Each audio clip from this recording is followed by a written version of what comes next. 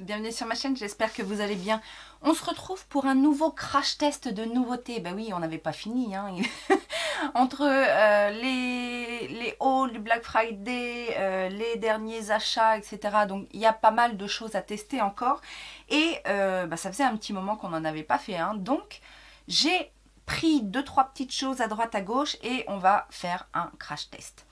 Alors, la première des choses que je voulais crash tester avec vous, c'est cette petite base de chez Revolution, la Pore Perfecting Primer, qui est annoncée comme étant un dupe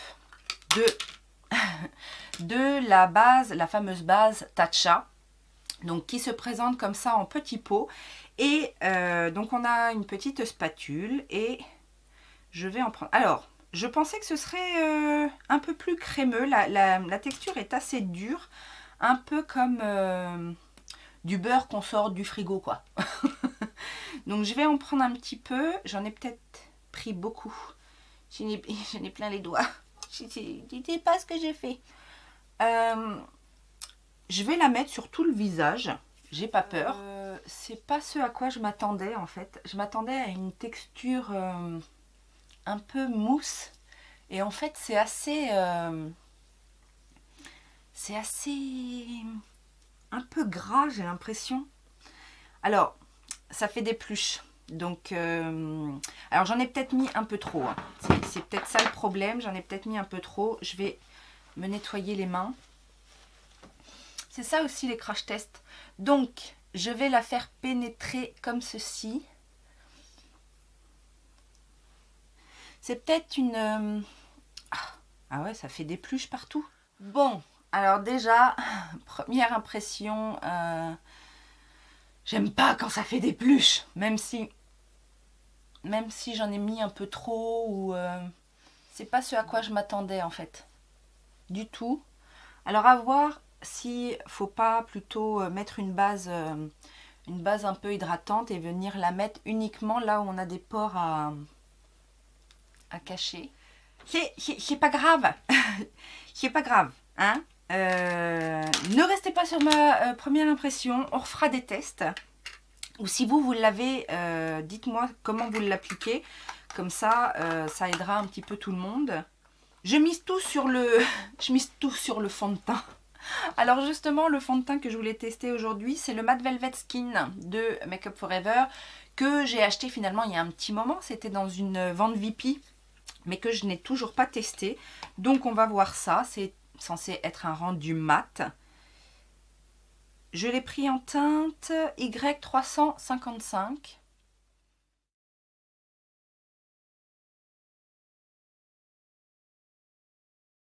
Donc au niveau de la teinte, j'aurais pu prendre une teinte légèrement en dessous, mais j'ai envie de dire à la limite pourquoi pas, parce que ça ne dénote pas avec mon teint d'hiver et du coup il m'accompagnera peut-être un petit peu plus quand les beaux jours vont arriver. Il se travaille assez facilement. La texture est un peu épaisse, c'est pas liquide. J'en ai mis une dose correcte, mais en tout cas, il unifie bien le teint. C'est pas une couvrance extrême, mais je veux dire, le rendu est naturel. Et pour l'instant, ça va. Il a un joli rendu. Il est effectivement un peu mat, mais le bon mat que j'aime. Ensuite, c'est pas une première impression, mais je vais retester un petit peu le Boeing Cakeless Concealer de chez Benefit, parce que je l'ai pas assez testé. Et j'ai failli me mettre le truc dans l'œil. Hein. Et que je voudrais un petit peu le mettre à l'épreuve. Donc allons-y gaiement.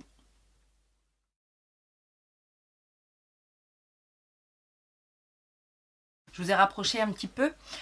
En fait, ce qui me pose problème avec le Boeing Cakeless, c'est que je le trouve correct au niveau de la couvrance.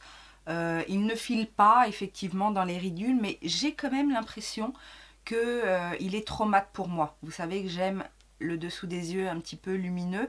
Et j'ai l'impression qu'il est quand même un petit peu trop mat pour moi. Et mine de rien, quand on a un dessous des yeux plus lumineux, j'ai l'impression en fait que ça floute de manière optique, hein, ça floute un petit peu plus les imperfections du dessous des yeux. Et moi, vous savez que j'ai pas trop de rides, mais j'ai des petites ridules comme beaucoup d'entre nous, et j'ai surtout une texture de peau là dans le creux du cerne, et du coup j'ai l'impression que ça met un peu l'emphase dessus, alors que avec un correcteur lumineux, et ben du coup ça floute par effet d'optique. Donc c'est un peu ça que je reproche, mais sinon en termes de caractéristiques, si vous aimez les correcteurs mat et bonne tenue, rendu, enfin bonne couvrance, etc., il peut vous convenir. Maintenant, pour moi, c'est un petit peu juste. Aujourd'hui, j'ai décidé de travailler avec la palette de Kevyn Aucoin. Non, je ne ferai pas la blague. Il y en a d'autres qui ont su la faire. Voilà, je ne dirais que ça. Donc la palette Jewel Pop, donc c'est une palette pour les yeux et pour le teint. Donc on va travailler bien évidemment avec les produits teint. Donc ici on a un contour et ici on a un blush dégradé. Je vous la remonte de plus près. Et on va essayer de faire quelque chose aussi au niveau des yeux avec ces fards-là. Alors, j'ai quand même pris le temps de faire quelques swatchs pour analyser un petit peu les couleurs, les textures, etc. Je vous avoue qu'au niveau des teintes pour les yeux, je la trouve assez classique.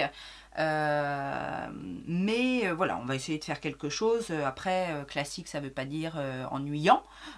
Ou alors pas très inspirant, hein. On peut réussir à faire des choses, mais on n'en est pas encore là. Là, je vais m'attaquer au contour avec le fameux Sculpting que j'ai moi en teinte médium dans cette palette. C'est justement celui que je comptais prendre de toute façon, et on va y aller. Alors, à ce qui paraît, ces produits-là ont très bonne réputation. Ils sont pas mal recommandés.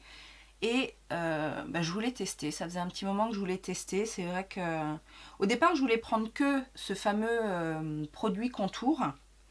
Je vous l'avais expliqué hein, dans mon haul où je vous ai montré la palette. Mais la teinte que je voulais, cette fameuse teinte médium n'était plus en solde. Et Kevyn Aucoin c'est quand même un peu cher, donc il n'était pas question que j'achète sans avoir une réduction. Et du coup, je me suis dit, ce sera l'occasion de tester aussi les produits, enfin le blush et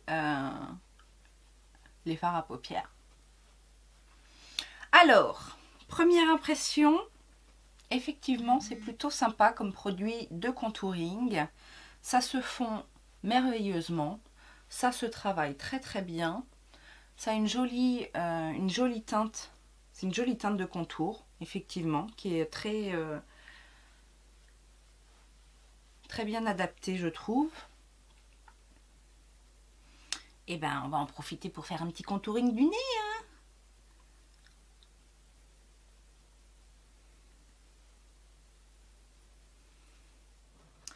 En termes de bronzer, par contre, parce que je vais réchauffer un petit peu, là on est vraiment sur un ton froid hein, pour le contouring, donc ça m'a vraiment servi de contouring, mais je vais mettre un petit bronzer. Et pour ça, je vais utiliser la petite palette I Heart Revolution, la Toffee Apple, que j'ai eu dans le petit coffret là, de Noël. Et j'avais bien envie de tester la teinte Toffee Apple également en bronzer. Bon, là par contre, clairement, on est sur un bronzer chaud. Mais justement, je voulais voir un petit peu ce que ça donne.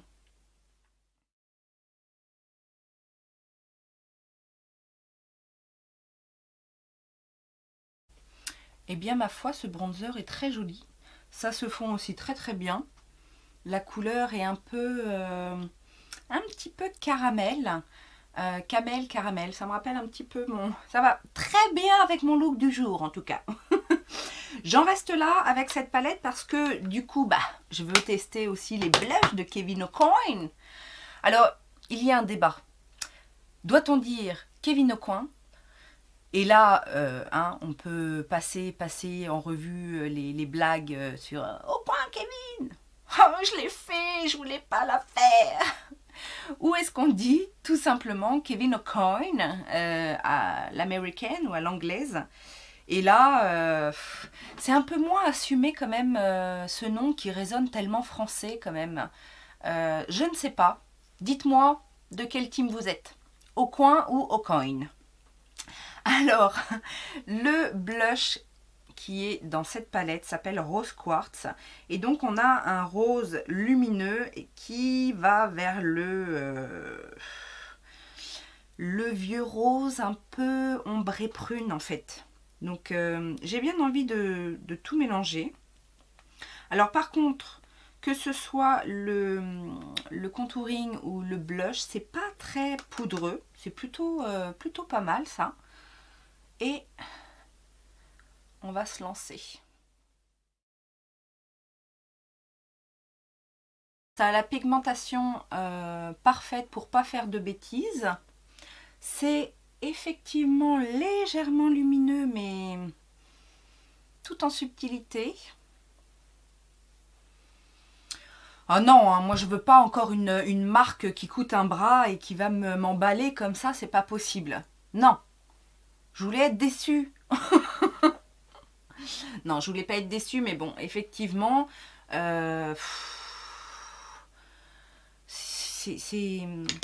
c'est toujours un peu frustrant de découvrir des marques comme ça très chères qui nous plaisent autant parce que bah, derrière on va avoir envie de plus quoi. Donc on sait qu'on va se faire taper sur les doigts par notre banquier.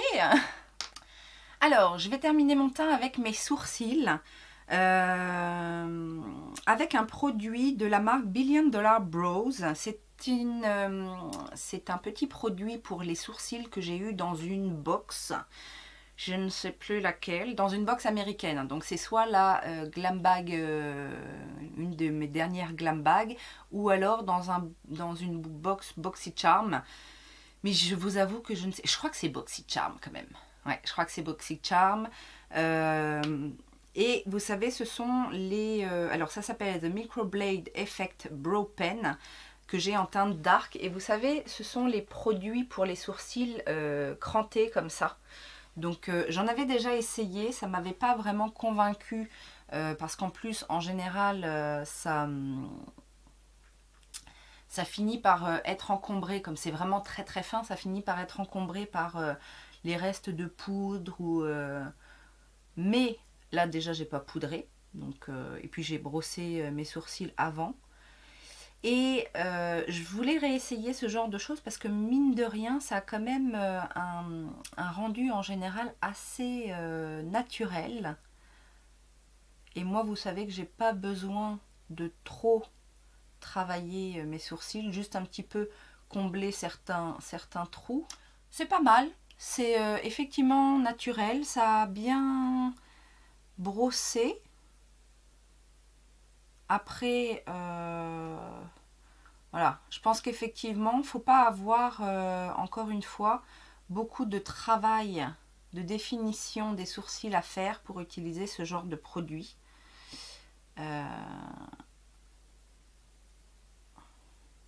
Mais, alors est-ce qu'on arrive à faire une espèce de poil à poil? Non, pas vraiment. Ça rejoint un peu les produits sourcils en petit mascara en fait. Après, est-ce que c'est mieux? On peut peut-être être plus précis avec ce genre de produit qu'avec les petites brosses mascara. C'est pas mal, mais voilà, ça va pas être ma catégorie de produits sourcils préférés en tout cas. Mais c'est pas mal. Voilà. On va bien sûr s'attaquer aux yeux et on va faire quelque chose de simple. Donc au niveau de cette palette Jewel Pop, on n'a qu'un seul fard réellement mat, c'est le beige, qui est, bah, comme vous ne le voyez pas, qui est vraiment couleur peau. Il est quand même un peu plus clair que ma peau, hein. Enfin, moi je le vois relativement bien. Je n'ai pas mis de base, j'ai juste, vous avez vu, bien étalé mon correcteur. Je vais donc mettre cette teinte qui s'appelle Moonstone, donc la teinte, la claire mat, sous mon sourcil. Alors par contre, ce fard là est poudreux. Ce fard là est poudreux. Ah! satisfaisante. Spéciale dédicace à qui? À Danisha. Bah oui. Alors, poudreux, mais pigmenté. Alors ensuite, on a en fait 3 lumineux dans cette palette. Donc les deux du haut, ici, quelle couleur c'est ça? C'est un peu pêche, doré. Donc citrine, le rubis aussi qui est lumineux. Voilà. Et le topaz qui tire un petit peu plus vers le marron bronze. Et ces deux fards-là sont des fards... Alors ça, c'est très crémeux, mais je trouve un peu chunky quand même. Enfin, au swatch en tout cas. Je pense que ce sont des fards qui s'utilisent quand même plus facilement au doigt. Et les deux en dessous, donc le Emerald et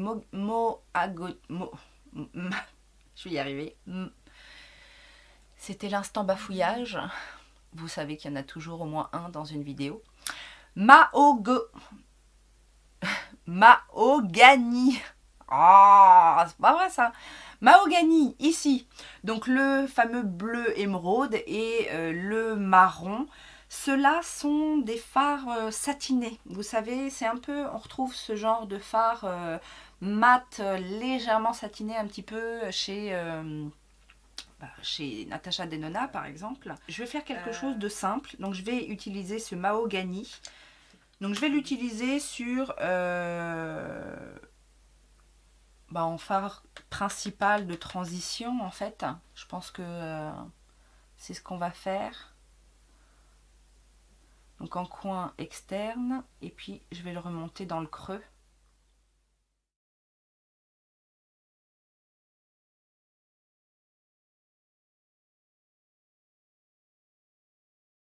Alors c'est un fard un peu poudreux dans la palette, mais qui a une bonne pigmentation et qui est assez étirable.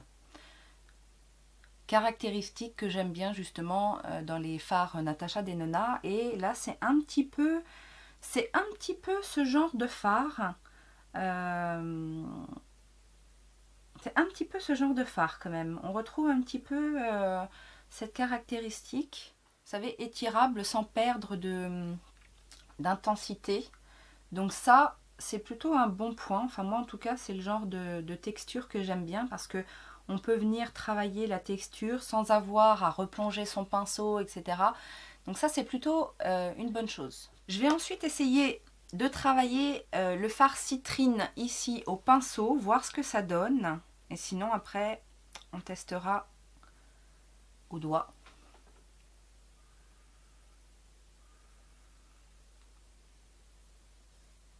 Alors c'est bien ce qui me semblait, quand on le prélève au pinceau, on a les petites nacres qui se posent, mais qui se posent en transparence. Donc, voilà, je pense que le doigt est la meilleure solution pour ce genre de fard.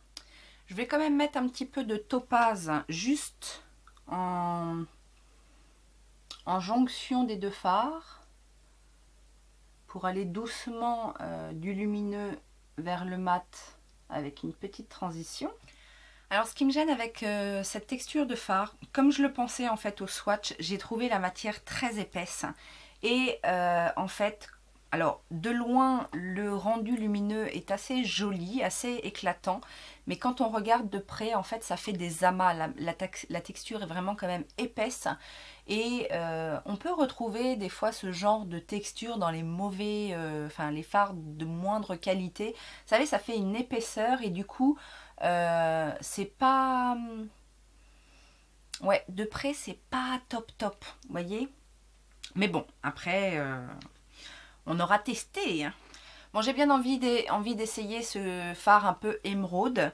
Donc, on va le mettre en ras de cils inférieur.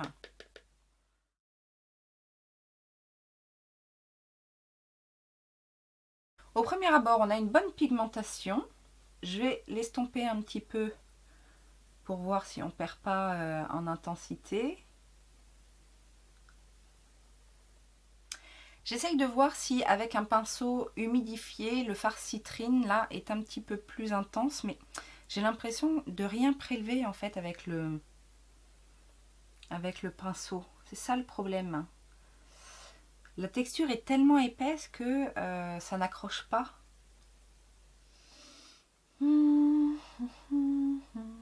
Après, la couleur est jolie, hein. C'est un joli rose avec des reflets, c'est un duochrome. Donc c'est un rose avec des reflets pêche. Donc c'est vrai que la couleur est jolie, mais de près, ça rend pas... Non, je sais pas, il y a un truc. Il y a un truc. Donc finalement, dans cette palette, ce que je préfère, ce sont les fards satinés. Là, donc ça fait deux fards sur 6. C'est une moyenne un peu légère, n'est-ce pas? Je voulais tester, mais j'ai grand désespoir face à ce crayon de la marque, c'était quoi ça? McQueen, que j'avais eu sur... oh, il est vraiment tout... C'est un doré, mais je vais essayer quand même de le mettre dans la muqueuse sans m'en foutre partout. C'est tellement crémeux en fait que... Ça c'est pas... c'est pas terrible, terrible. Est-ce que j'arrive à le retailler? Ah là, j'arrive à le retailler. Bon. J'ai réussi à m'en mettre dans la muqueuse, mais ça a surtout accroché parce que la texture est tellement crémeuse que ça s'est déposé en fait sur mon ras de cils. Enfin, sur mes ras de cils. On verra bien ce que ça donne. Alors, j'ai bien envie de faire un liner et j'ai eu ce petit format du roller liner eyeliner. De Benefit. J'ai bien envie d'essayer et de voir ce que ça donne.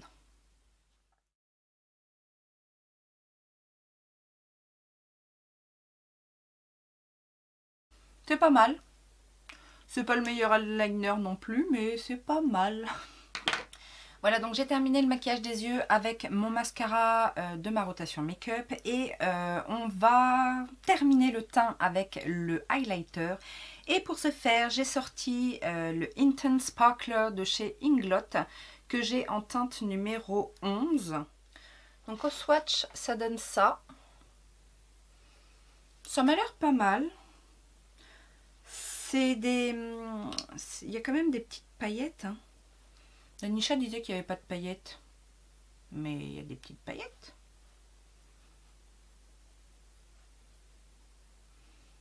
Bon, c'est des micro-paillettes, mais c'est des paillettes quand même. En tout cas, c'est très joli en highlighter. Je me demande si avec un pinceau mouillé, ce serait pas mieux. Ce serait pas encore plus intense. Ah bah si. Ah, c'est peut-être même trop intense. Ouais, par rapport à...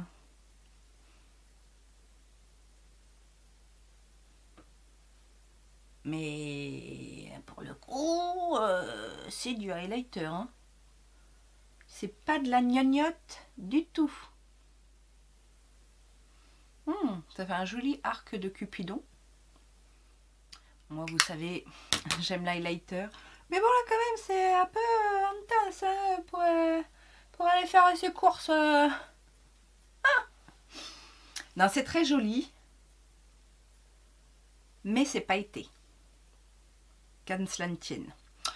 Au niveau des lèvres, j'avais sorti plusieurs choses et en fait, je pense que je veux quelque chose de nude. Donc, je vais prendre ce petit lip gloss de chez Tarte que j'avais eu pendant le Black Friday, je crois. Et c'est la teinte Cinnamon. Donc, c'est un petit pêche comme ça. Ouais.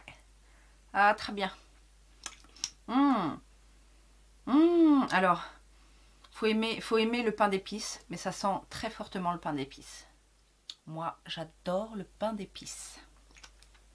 Voilà donc le look final. Bon, finalement, on s'en est sorti.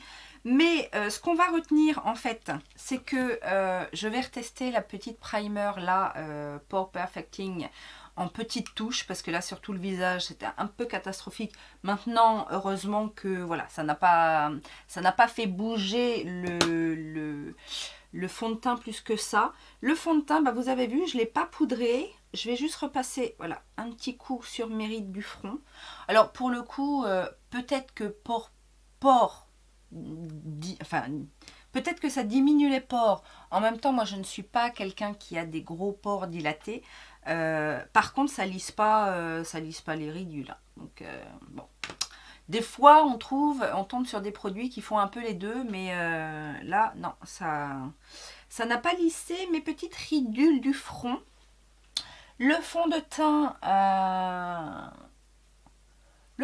est joli. Maintenant, bon, moi, après, vous le savez, je ne suis pas une adepte des fonds de teint mat. Donc, c'est pas non plus... mais j'aime bien en avoir de temps en temps, mais c'est pas mon rendu préféré. Maintenant, quand je tombe sur un fond de teint mat qui me fait une très belle peau, je suis contente. Là, c'est correct, mais c'est pas ce qu'il y a de plus phénoménal sur ma peau en tout cas. Le Boeing, je reviens pas dessus, je vous ai dit ce que j'en pensais. Et quant à la palette Jewel Pop, je suis pas convaincue par les fards, donc je vous la recommanderais pas pour ça du coup. Par contre, j'aime beaucoup le sculpting et le blush. Là, les produits pour le teint, je dis oui, oui et oui. Donc, si vous êtes intéressé par Kevyn Aucoin, testez plutôt les produits pour le teint. Vraiment, là, je valide, mais les fards... Moi, ça m'embête de mettre du prix dans des fards qui se travaillent comme ça. On a de meilleurs rendus, même au niveau des lumineux, sur des fards beaucoup moins chers. Donc voilà, c'est surtout ça, en fait, qui m'embête un petit peu. C'est que y a de très jolies choses pas chères. Là, ça m'embête d'avoir un aspect un peu, pas flaky, mais un peu, d'avoir une matière sur des fards qui coûtent cher. C'est juste ça. Après, le rendu final est très bien, hein, mais le liner, là, le roller liner, bon, il a fonctionné. et puis bah si, très joli highlighter de chez Inglot. Maintenant, je trouve quand même que c'est cher, parce que moi, je l'avais acheté en solde à 11 €, mais à la base, je me demande s'ils sont pas à 19 €, 15 €, je sais plus. Ça fait cher pour un petit highlighter. Bon, il y a 3,4 grammes. C'est joli. Mais je préfère les Ofra encore. Je sais pas. Voilà quoi. Et puis la petite palette. Bon, bien évidemment, là, j'ai testé que un des fards, le bronzer. Mais c'est pas très poudreux. Ça se construit bien. Je ne sais pas si elle est vendue seule, par contre. La Toffee Apple. Mais rarement déçue par ce genre de petits produits-là. Voilà, c'est dit. J'espère que ce petit look vous aura plu.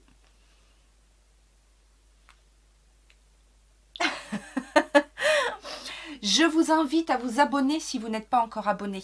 Bah oui, plus on est de fou, plus on rit.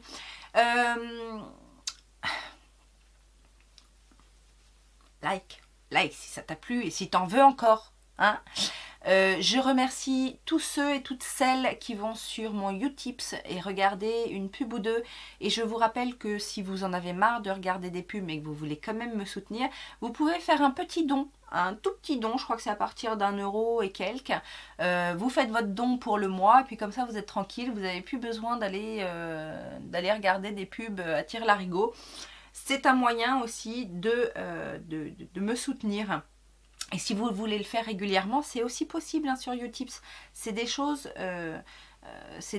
possibles. Donc si vous avez des questions, si vous en sortez pas en allant sur le site Utips, bah vous m'envoyez un petit message et puis je vous répondrai. Voilà, j'attends vos commentaires par contre. Est-ce que vous avez testé ces produits? Dites-moi hein, pour la truc révolution là. Et si vous avez testé d'autres produits, ce que vous en pensez? Est-ce que ça vous plaît ou pas? Voilà. Je vous dis à très bientôt. Je vous fais plein de gros bisous. Ciao, ciao!